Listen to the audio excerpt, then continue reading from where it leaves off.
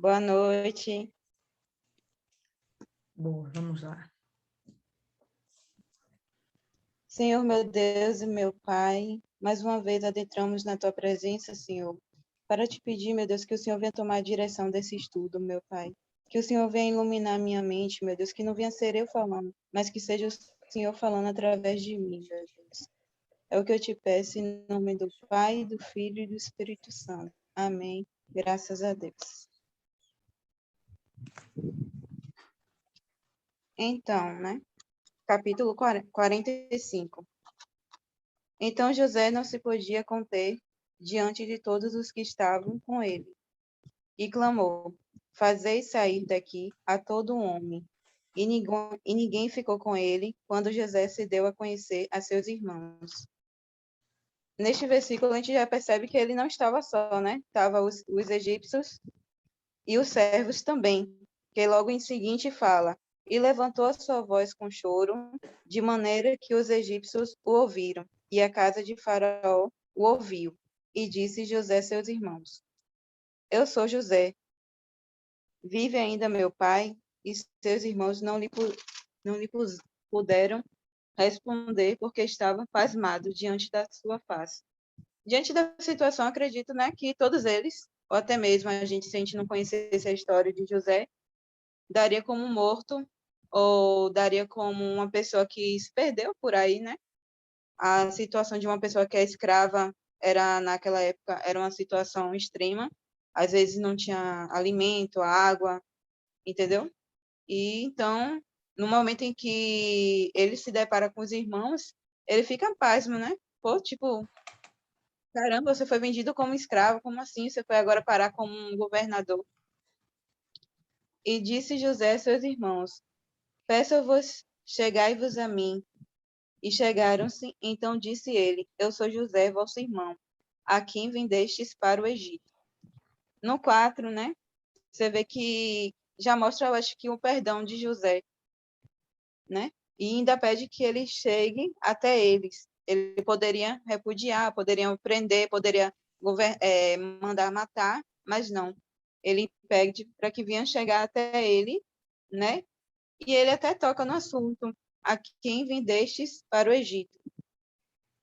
Agora, pois, não vos entristeçais, nem vos pese os vossos olhos por me haverdes vendido para cá, porque para a conservação da vida, Deus me enviou adiante de vós. No 5 a gente percebe também que ele não guardou a mágoa, né? Mas que ele compreende que ali tudo foi um propósito de Deus. Às vezes a gente não entende, digamos assim, o plano de Deus, mas lá no fim a gente vê que tudo que ele faz é para o nosso bem, para nos fortalecer, para desenvolver a nossa confiança e podemos crescer com ele.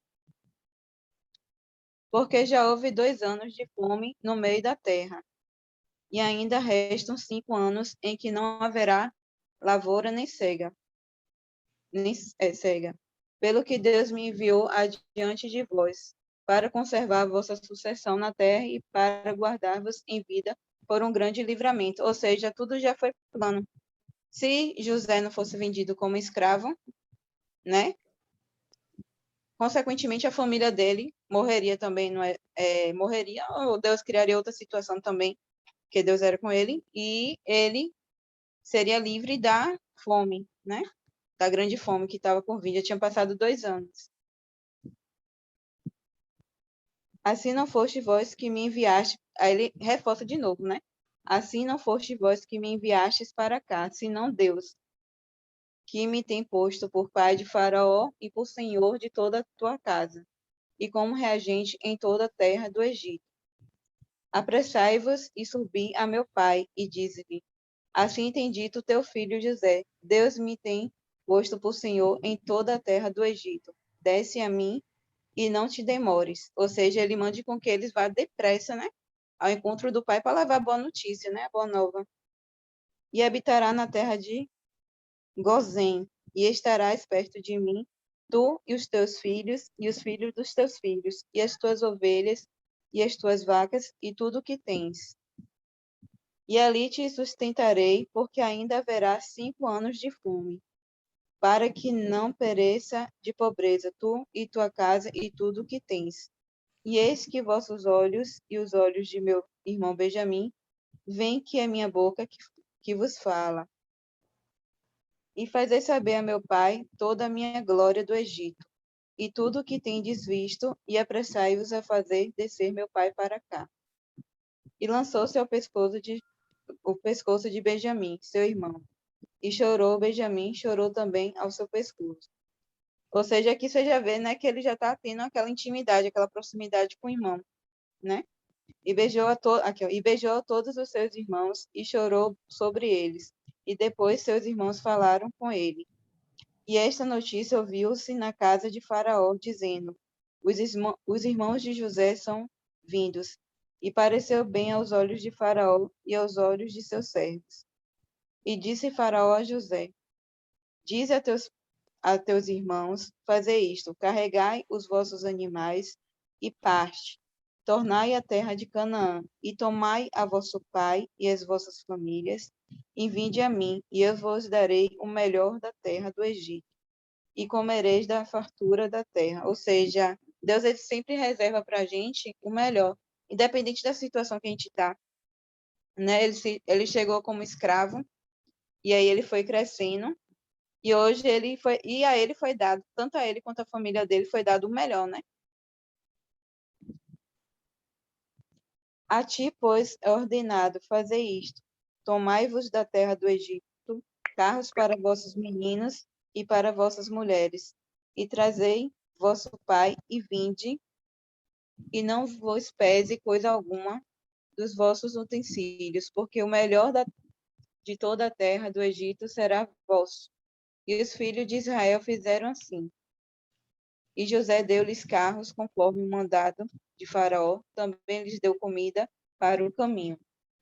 A, todo lhes, a todos lhes deu, a cada um, mudas de roupa, mas a Benjamim deu 300 peças de prata e 5 mudas de roupas. Eu não acredito, não sei se essa questão aqui, né, de ter dado a mais para Benjamim, seria para testar, né, os irmãos, para ver como é que os irmãos lidariam com essa, como é que se diz a palavra?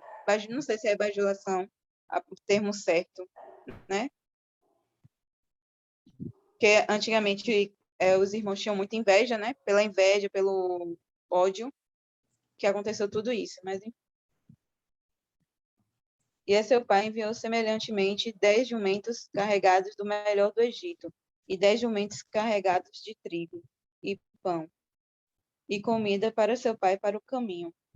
E despediu os seus irmãos, e partiram, e disse-lhes: Não contendais pelo caminho.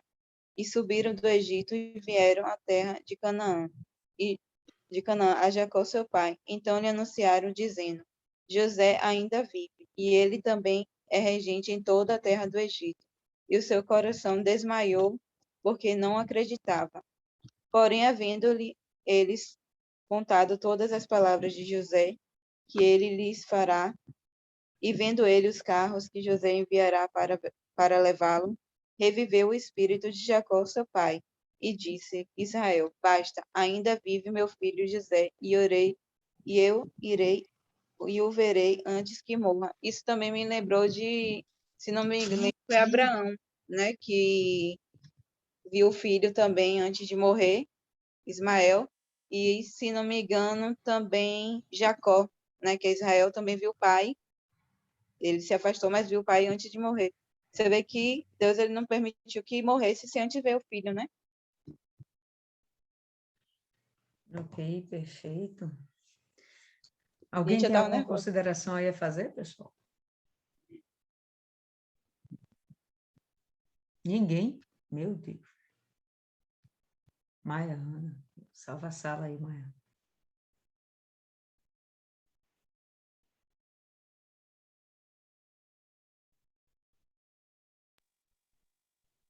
Calma aí. Deixa eu só ver se eu encontro aqui, só um minuto.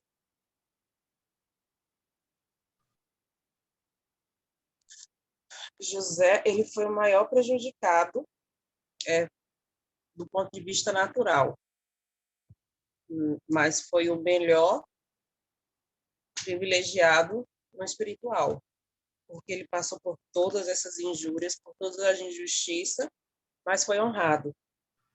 E ele foi honrado na presença daqueles que causou todo o mal, de certa forma, para ele. E essas coisas, as piores coisas que a gente sofre, vem dos que estão perto. Porque uma pessoa não gostar da gente no trabalho, numa escola, em qualquer lugar, beleza. Mas a família conhece. Quando alguém vê outra pessoa falando mal do parente, do próximo, diz, não, fulano não presta porque toda a família não presta. Ou toda a família fala mal dele, que no caso eram todos os irmãos que falavam mal. Mas Deus, ele colocou José numa situação de honra. E é isso que Deus faz com os que confiam nele. Ele honra. Pode passar o tempo que passar. Passou 20, 30 anos, mas agora eles estão reconhecendo a grandeza, estão reconhecendo que tudo que José sonhou, tudo que José falou, está acontecendo. E José, que era para estar ali sendo consolado, ele que está, de certa forma, consolando, é ele que está liberando perdão. Ainda deu a terra de Gozém, que era a melhor terra, assim, estrategicamente falando, ele era bem irrigado, embora tivesse nesse tempo de seca. Faltava 5 anos, mas eles ficaram num lugar bom para plantar, para cuidar do gado, até pela questão que eles não se misturavam com o pessoal que cuidava de gado. E no final, quando ele fala para os irmãos não brigar no caminho, vigiar. Muitas vezes a amizade ela é boa, ou a comunhão das pessoas são boas, mas no meio do caminho o diabo vai colocando maus olhos, o diabo vai criando contendas, e se a gente não está percebido disso, é aí que começa, digamos assim, volta tudo de novo.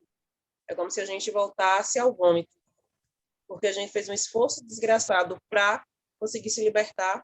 Hoje a gente tem a nossa família da fé, e no meio do percurso o diabo vai colocando as contendas, porque ele trabalha com essas intrigas. Então, quando ele fala isso, fica bem claro, é não cair no comodismo. Você lutar, estar sempre atento, estar sempre alerta. Ok, beleza, Maiana. Pode falar aí, Cristiane. Aqui no versículo 5 é muito, muito bacana quando ele fala que a confiança e a comunhão, o grau de comunhão que chegou dele para com Deus, né? Que ele fala assim, agora não fiquem tristes, nem aborrecidos com vocês mesmos por terem me vendido a fim de ser trazido para cá. Foi para salvar vidas que Deus me enviou à frente de vocês. É muito lindo nesse momento ele reconhecer o propósito de Deus na vida dele, que tudo que ele passou, a situação dele ser vendido, Deus tinha um propósito para ele. Então, isso é um amadurecimento espiritual muito grande, é um nível muito grande que a pessoa chega para reconhecer que todo o sofrimento que ele passou fez parte do propósito de Deus. Naquele momento, ele pensa, poxa, tudo que eu passei era o propósito de Deus para mim poder abençoar, tirar fome e cuidar de vocês. Isso é legal. Mais alguém quer falar alguma coisa? Martiane, Milene, fala aí, Milene. Será que Na dá para... realidade, pode falar, Bastiane. Vai, Estão Martiane. conseguindo ouvir? Tá cortando ou não, né? Agora não. Leve o baba, mande ver. Se não entenderem, eu volto. Me chamou a atenção o versículo 8, né? Como José, ele viu toda a situação, né? Ele falou que não fostes vós que me enviastes para cá, senão Deus. E cá para nós, ele foi enviado de uma forma horrível, né? Como escravo, enfim, passou por tudo que ele passou. Não foi uma forma legal de ele ter ido para lá, mas ele reconhece que foi Deus que enviou ele. E me chama a atenção a forma como ele enxergou tudo que ele viveu, tudo que ele passou. E às vezes a gente passa por coisas que no momento parecem difíceis, né? São complicadas. E algumas pessoas, elas passam por situações em que elas não enxergam uma luz no fim do túnel, né? Elas não enxergam a saída. Às vezes elas veem aquela situação como a pior possível. Algumas se martirizam, né? E a gente até pode ver, até na Bíblia, alguns versículos, alguns livros, algumas pessoas que passaram por situações ruins e elas lamentaram e ficaram lamentando e ficaram naquela, né, para o resto da vida. Mas a gente viu que José, ele pegou essa situação difícil e ele superou. E ele só superou com o auxílio de Deus.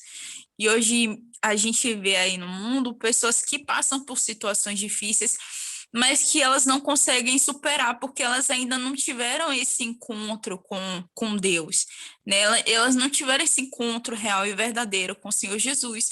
E por isso elas usam essas situações ruins, difíceis, como lá fora falam, de motivação para elas não desistirem, para elas darem a volta por cima, pisando nos outros, e, enfim, elas tentarem mostrar para o mundo que elas são melhores do que aquilo que elas passaram, do que aquilo que elas viveram, mas elas fazem isso de uma forma fútil, digamos assim, né? De uma forma que não vai acrescentar nada, né? Na verdade, elas não vão tirar lições para elas. Elas vão, por quê? Porque elas vão estar querendo mostrar para os outros que elas superaram, que elas venceram, que elas deram a volta por cima. E no final das contas, a gente sabe que toda conquista do mundo, ela é passageira, né? Ela é passageira, enfim. Quanto mais a pessoa ganha aí nesse mundo, mas ela adquire vazio, porque ela não vai ficar insatisfeita com aquilo e depois vai querer conquistar outra coisa, depois que conquistar vai sentir o vazio também, e aí sucessivamente. Mas José, a gente viu que ele esteve completo, certo? Ele ficou completo. Deus, ele completou ele. Ele não precisava mais de nada. Deus, ele, como a gente tinha estudado aqui semanas atrás, né? Ele não foi restituído, ele foi honrado. Ele recebeu aquilo que ele não tinha, né? Deus deu a ele 1000 vezes melhor do que aquilo que ele perdeu. Uma família própria.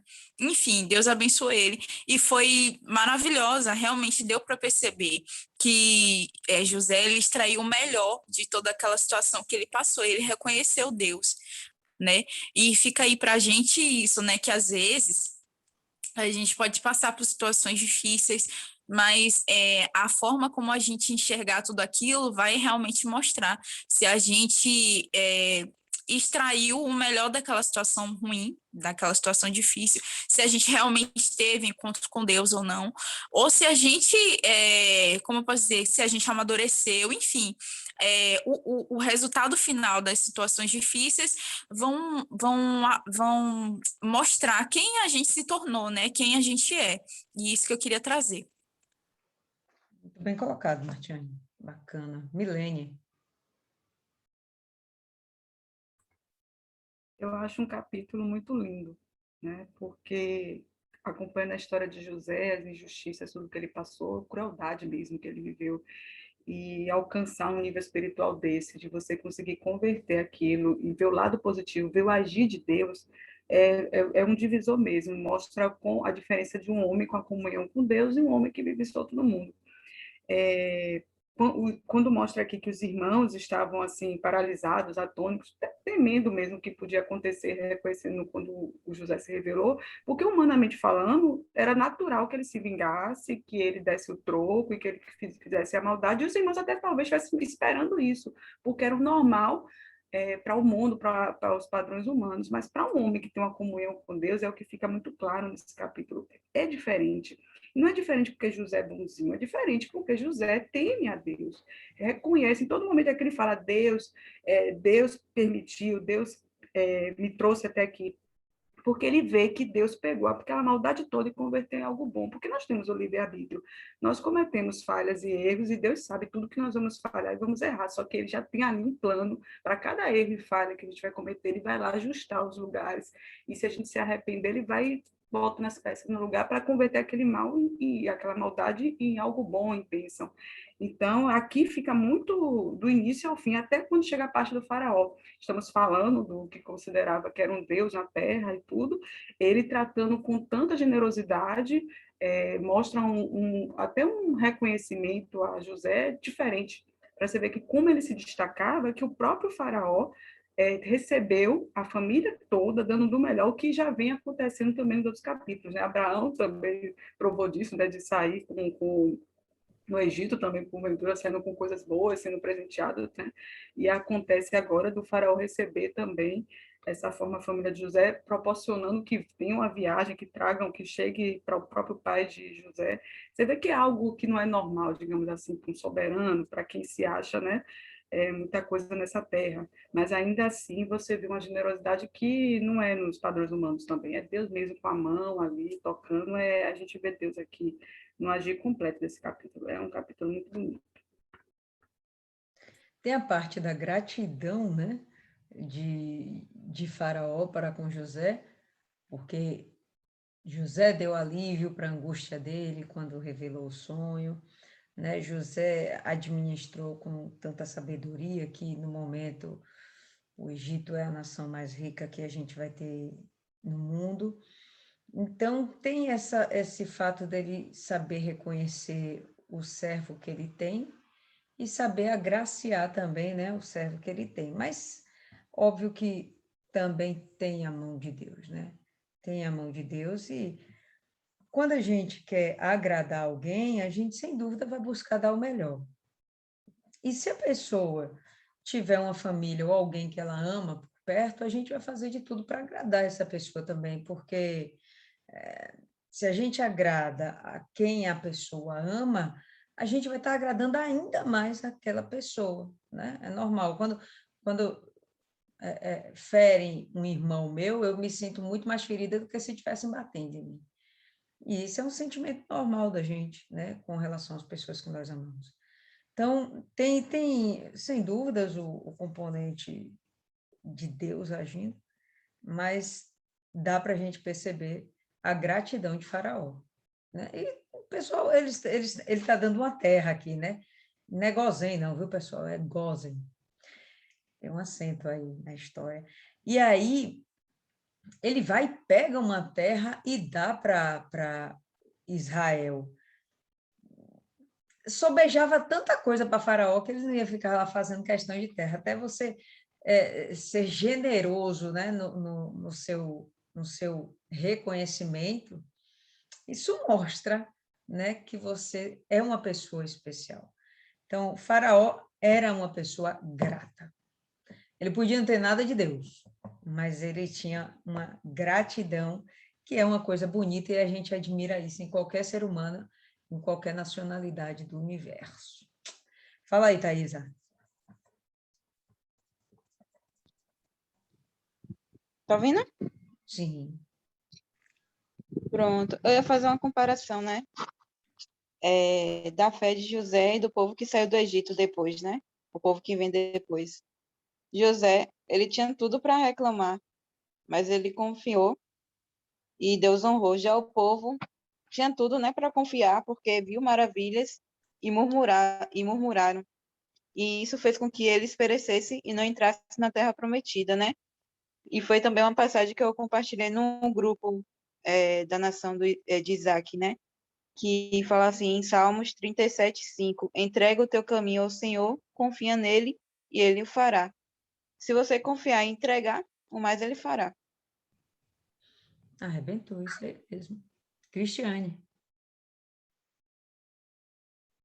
Abre o áudio.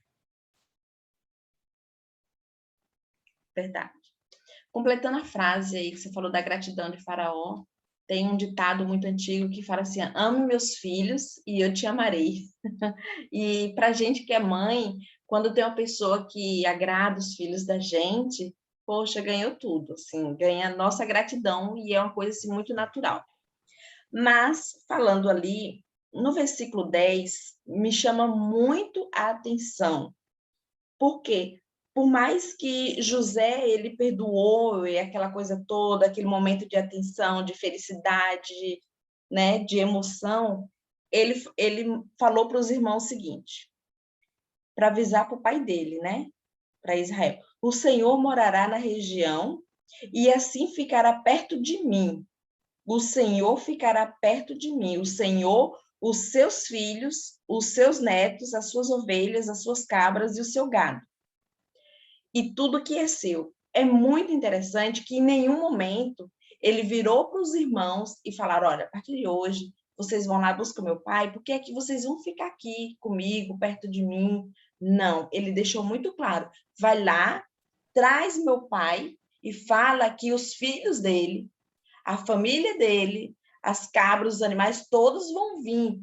E é muito, o que dá para entender, pelo menos na minha visão aqui, é que os irmãos só vão fazer parte daquela bênção ali. Claro que em outra situação, se Jacó não tivesse vivo, ele com certeza também iria trazer os irmãos para perto. Mas naquele momento ele deixa claro, fala para o meu pai que ele vai vir e ele vai trazer a família dele. Entendeu? Ele deixa muito claro, ele ressalta. E no versículo mais embaixo, ele fala diretamente com Benjamim, entendeu? Ele tem uma diferença, existe sim um momento diferenciado entre Benjamim e os irmãos. Então, é muito legal que ele deixa ali os irmãos, cada um no seu lugar. Não é porque ele perdoou que vai ter aquela misturança de novo. Aqui ele deixa muito claro isso. Misturança é ótimo. De fato, eu penso que, em primeiro lugar, ele vai ter que honrar o pai, primeiro porque é a autoridade máxima dentro daquela família. Então, o pai ele vai ter que ser a representação maior, né? Todo o resto, de fato, é consequência.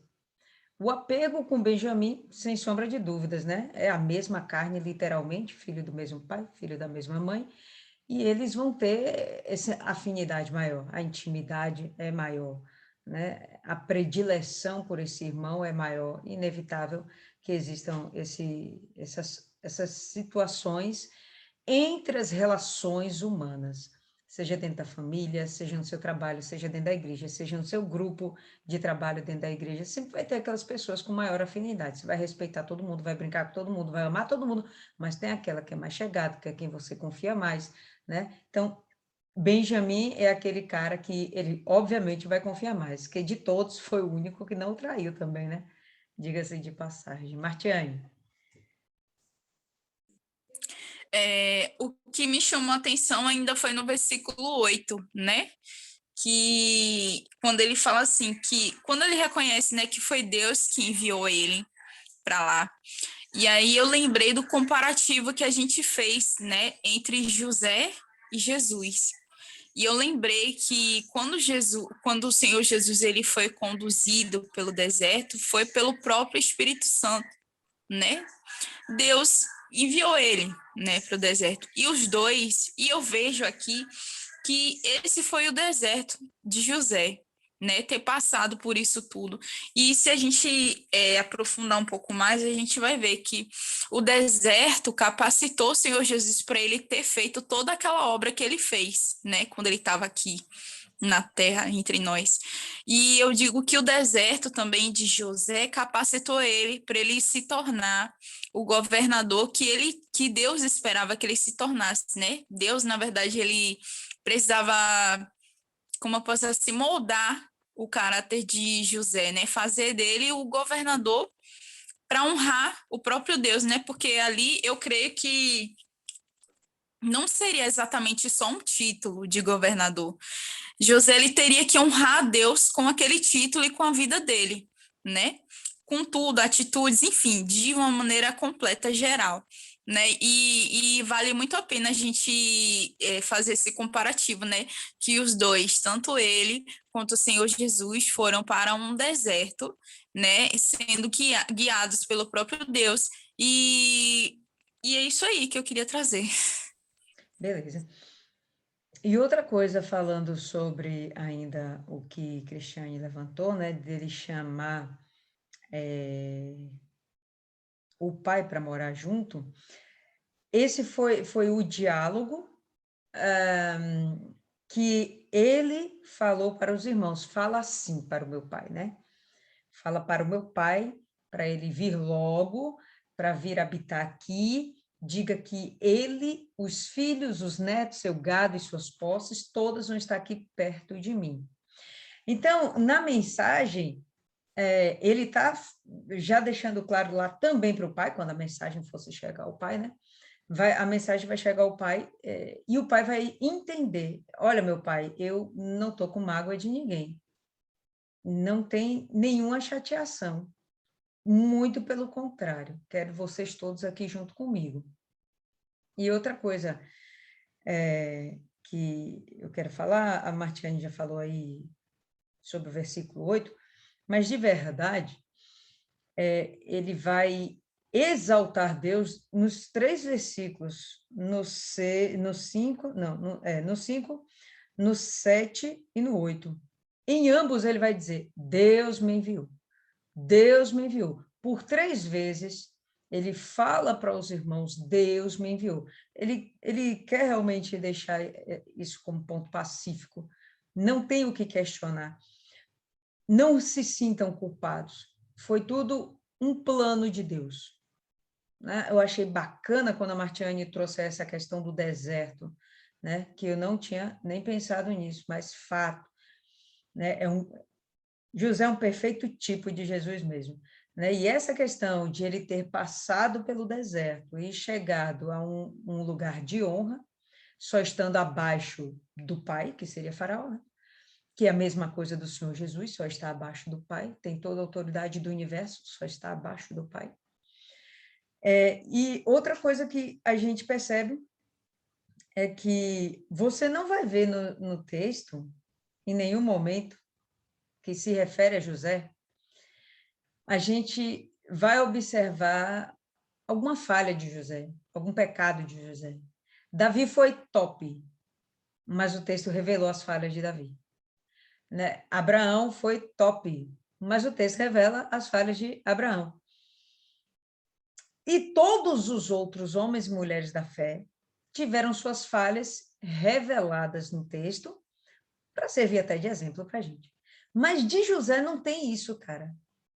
A tipificação dele é tão perfeita que não mostra os erros dele. Ele era perfeito? Não. Por quê? Porque a palavra diz que todo mundo pecou. E aquele que diz que não pecou é mentiroso. Então, ele tinha as suas imperfeições, mas não são citadas aqui.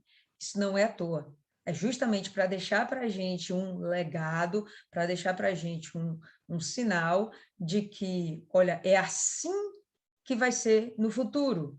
Já que o nosso tipo de Jesus está vindo em Gênesis, Gênesis está revelando como vai ser no futuro.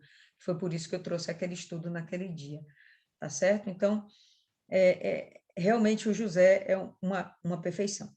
E para mim, os versos mais fortes desse capítulo é justamente ele revelando o plano de Deus. Todo o resto é consequência do plano de Deus. Então, não fiquem chateados, sintam-se perdoados. Porque o que vocês fizeram foi porque Deus quis que dessa forma acontecesse. Né? Fala lá para o meu pai que ele vai vir e todos os filhos vão vir também, porque eu não estou chateado com ninguém, nem Deus está chateado com ninguém. Todos vão ser cuidados. E Faraó ainda dá mais um recado. Vocês vão ser, de fato, mega honrados. Tá certo? Vocês vão ter aqui direito a esse espaço, podem ficar à vontade, inclusive para transportar aí seu pai, né, a sua família, tudo mais, leva os carros daqui, né, usa esse meio de transporte, é como se tivesse essa condição na época, né? Pode pegar as passagens de avião aí que eu pago, traga tudo, entendeu? Bota tudo no carreto, traz que tá tranquilo, eu vou resolver tudo para vocês. Nesse intervalo de tempo, de fato, Jacó, ele vai ser perfeitamente honrado, não é restituído, né? Honrado. E não vai tirar um centavo do bolso, viu, pessoal? Você viu que ele já desceu para o Egito pela segunda vez e não foi tirado nem um centavo do bolso. Quando Deus tem, né, o cuidado de honrar uma pessoa, seja lá em que setor da vida for, não precisa a pessoa se descabelar. a coisa vai acontecer naturalmente, ou melhor, sobrenaturalmente, né? Para Deus vai ser natural, mas para a gente de uma forma sobrenatural, mas vai acontecer sem causar dores, sem causar danos, né? Vai fluir. Achei isso bem interessante nesse texto. Tudo está fluindo, né? Por quê? Porque Jacó é bonitinho e os filhos dele também? Não, porque Deus está fazendo com que tudo flua. A importância da comunhão que você tem que ter com Deus. Quem tem de ser honrado não são realmente os irmãos de José. É Jacó. Quem tem aliança com Deus é Jacó. Quem teve a aliança de Deus, quem manteve a aliança de Deus pela proximidade com Jacó foi José. José tem que ser honrado. José foi preparado para ser o salvador daquela geração, né? E aí a gente vai perceber Deus fazendo de tudo para que Jacó, porque ele tem aliança com Deus, né, vai fazer de tudo para que Jacó tenha do bom e do melhor, sua família seja salva, né, e ele venha estar naquele momento ali preservado. Eu lembrei que alguns capítulos atrás, a Adriana chegou até e comentou, né, poxa, Deus já falou com Abraão, logo aqui, que lá no futuro a geração dele ia padecer 400 anos no Egito. Lembra que é assim que está lá, eu não me lembro agora o capítulo, se é o 12, o 13, mas lá atrás, aqui em Gênesis, ele fala 400 anos. Se vocês voltarem lá, é que eu não lembro agora, mas a gente vai perceber que eles ficaram no Egito por 430 anos. Não é assim que fala o texto? Eles ficaram 430 anos no Egito, mais 40 anos peregrinando no deserto, até chegar na Terra Prometida. Esses 400 anos que a palavra, né, que Deus revela primeiro a Abraão, que o povo está escravo, eu imagino que sim, o povo estava lá escravo. Mas os 430 anos que no futuro, mais à frente a gente vai ver, que eles ficam lá presos, não é necessariamente 430 anos de escravidão. Esse período que estava lá sob o governo de José, sob o governo desse faraó, eu imagino que o texto está deixando isso claro, que foram pelo menos 30 anos de paz. Foram 30 anos para que aquela geração, né, visse o poder de Deus, visse...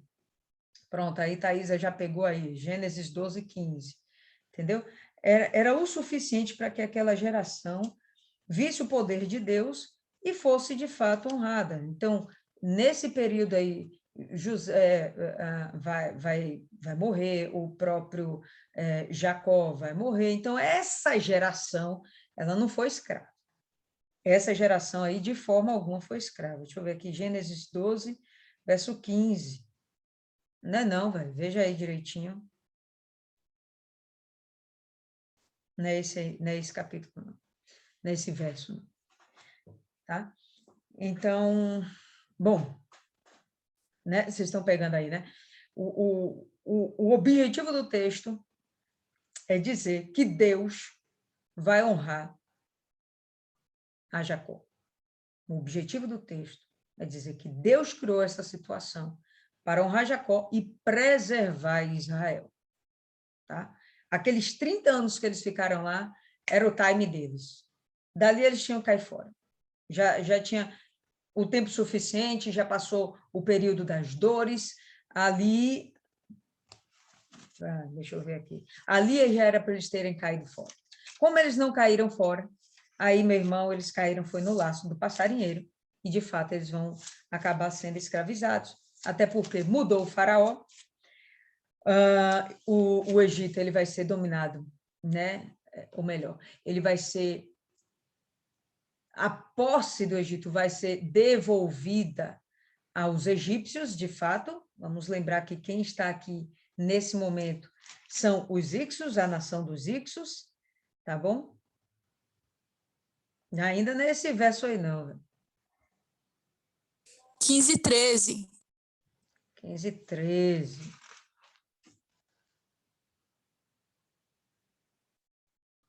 Ah, 15. Tá aí 12, estou viajando aqui. 15, 13. É isso aí. Saibas com certeza, né? E ele disse a Abraão, o próprio Deus, saibas com certeza que tua semente será estrangeira na terra que não é sua, e os servirão, e eles os afligirão por 400 anos. Só que lá na frente a gente vai ver que eles permaneceram 430 anos no Egito. Tá bom? Então, o time deles era esses 30 anos, que era o tempo de Jacó morrer, tal, as tribos cresceram, né?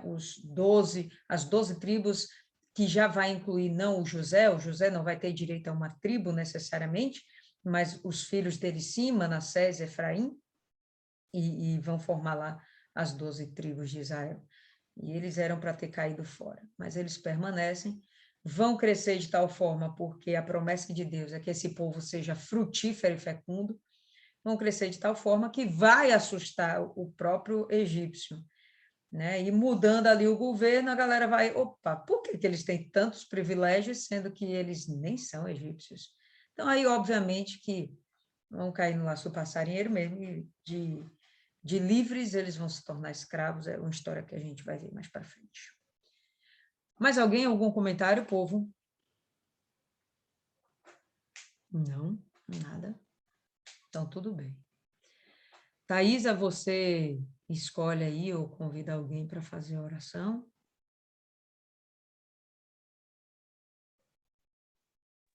Milene.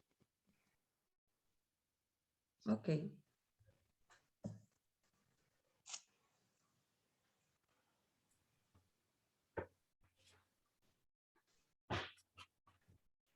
Senhor, meu Deus e meu Pai, muito obrigada, Senhor, por mais um dia de meditação na Tua Palavra.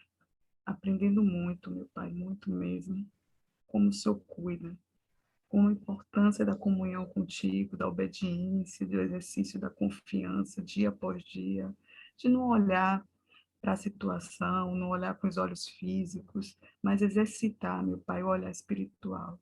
Porque se a gente olha, meu Pai, para o físico, a gente desanima, a gente se entristece e muitas vezes cai e esfria na fé, meu Pai. Nossos olhares têm que estar fixos no Senhor, que é a nossa inspiração, nosso sustento, a razão do nosso viver, meu Pai. Muito obrigada por essa meditação, obrigada pela vida de cada uma dessas meninas, Senhor. Guarda elas nas suas necessidades, meu Pai. Renova cada uma delas, Senhor. A comunhão, a fé.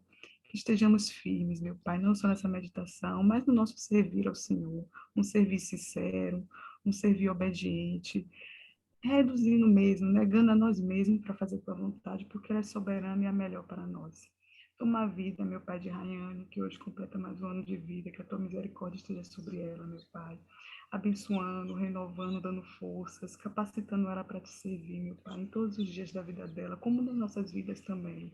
Toma a vida de Thaisa, que nós estamos orando essa semana, meu Pai, da família dela, dos caminhos dela, dos projetos, de tudo que ela esteja, meu Pai, planejando, que o Senhor ponha a tua mão, meu Pai, que seja da tua vontade, apenas da tua, meu Pai.